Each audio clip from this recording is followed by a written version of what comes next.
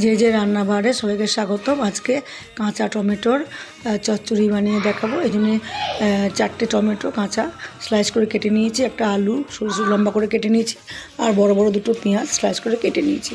এবার ফ্রাই প্যানের মধ্যে সর্ষের তেল দিয়ে তাতে শুকনো লঙ্কা, সর্ষে আর 5 ফোড়ন আর কারি পাতা ফোড়ন দিলাম। তারপরে আলুগুলোকে দিলাম, আলুগুলো একটু লাল লাল হলে পেঁয়াজগুলো দিলাম, একটু সামান্য ভাজা ভাজা হলে এবার টমেটোগুলোকে দিয়ে আস্তে আস্তে ওটা ঢিমে আছে ঢাকা দিয়ে দিয়ে কষতে থাকলাম। এবার নুন দিলাম আর সামান্য হলুদ দিয়ে দিলাম আর কয়েকটা কাঁচা লঙ্কা টুকরো করে। এবার ঢিমে আছে কষিয়ে কষিয়ে ওটাকে রান্না করব। এটা লাস্টে দেখুন খোলার পরে এটা খুব সুন্দর টেস্ট হয়ে যাবে।